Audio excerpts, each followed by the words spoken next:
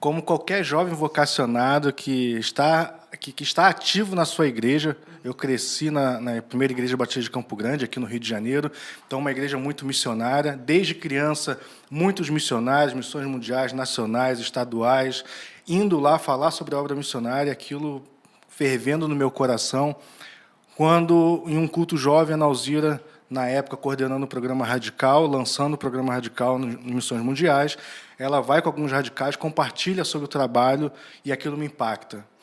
Só que no período eu estava na faculdade, no meio da faculdade. Sou formado em Química pela Universidade Federal Rural do Rio de Janeiro, então, no meio da faculdade, eu decido, vou largar isso, como qualquer jovem que às vezes, inexperiente, e toma... tudo a ver, né? Química, vou para o campo. Vou para o campo. Entendi. Graças a Deus, o pastor que tinha na época, ele foi muito sábio e me orientou a não largar a faculdade, concluí a faculdade e me apresentei em Missões Mundiais. Foi assim, automático. Automático. Acabou. Me formei e me apresentei para o Radical. Já não tinha mais pretensão nenhuma em atuar na Química. Estava realmente... Realmente eu focado. entendia o que Deus queria para mim, mas interessante também, um missionário de Missões Mundiais à época, conversando com ele, ele falou, olha, aproveita esse tempo de África, esse tempo de Cabo Verde, para ver se é isso mesmo que Deus quer para a sua vida, se é isso mesmo, esse tipo de vida que você quer para você.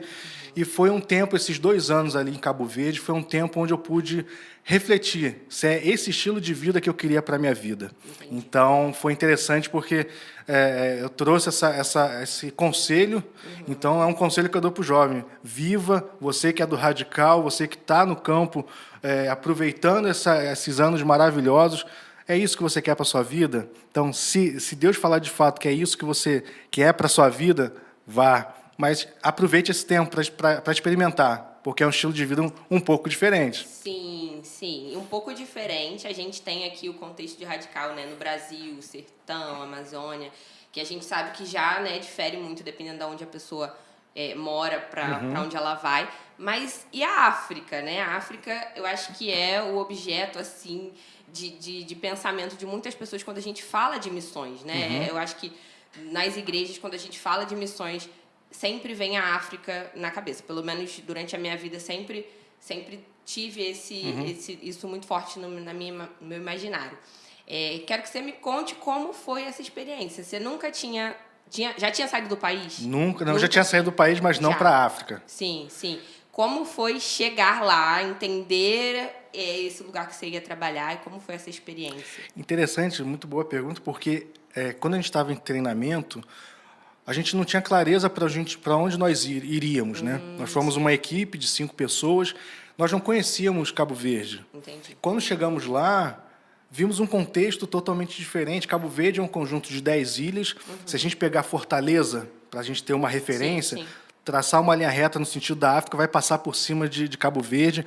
São 3 horas e meia de voo de Fortaleza para Cabo Verde. Então, é a mesma distância em tempo. Rio-Fortaleza. Foi o mesmo tempo que a gente levou. Então, assim, é um contexto, essa experiência em Cabo Verde, né? Claro, a gente não tem como falar da África como um todo. Cada região, país é totalmente diferente. Totalmente. No contexto de Cabo Verde, então, assim, é um país que eu não tive delay é o que acontece muito com os missionários, quando vem ou vai, tem esse atraso, esse delay porque tem a diferença de 4, 5 horas. Então, sim. Diferença na época de 2 horas, é o que tem hoje, diferença de 2 horas, então não tem atraso, é só daqui, vai para Amazonas, é mais ou menos isso. Então, eu não tive esse delay que a gente tem. Sim. Mas chegar lá e a gente ser o diferente, né, a gente é o diferente. Você não sabe a língua, você não sabe a cultura, você não sabe como se comportar, né, diante das relações sociais. Então, foi muito interessante poder perceber como reaprender. Reaprender como que eu vou me relacionar, como que eu vou interagir. A gente chegou lá num contexto onde as nossas malas se perderam. Chegamos lá num voo lotado, porque era uma época de estudante cabo-verdiano que estava no Brasil voltar de férias para o país. Chegamos lá, nossa mala não chegou. E agora? Já começou jeito. Assim. E aí o rapaz da companhia aérea só informa, amanhã, volta aqui amanhã. E, por incrível que pareça, as minhas 2 malas não chegaram. Mala de um chegou, do outro chegou, e as minhas 2 não chegaram. Fiquei 3 dias, resumindo a história, né? Fiquei... Só um PS. Quem espera por perrengue já começou, Já né? começou. Foram 3 dias com a mesma roupa, porque não tinha, tô esperando. Sim. Eu tinha uma mudinha de roupa que eu levei na mala Na de mochila, mão, né? mas não deu. E tive que ficar 3 dias e todo dia indo no aeroporto. E aí, como é que Deus faz as coisas? Porque tivemos que voltar todos os dias no aeroporto para pegar a mala e todo dia, não chegou, não chegou. No terceiro, quarto dia que chegou, tinha que pegar lá, como se fosse a Receita Federal deles. Sim. Tinha que ir lá na Receita Federal deles.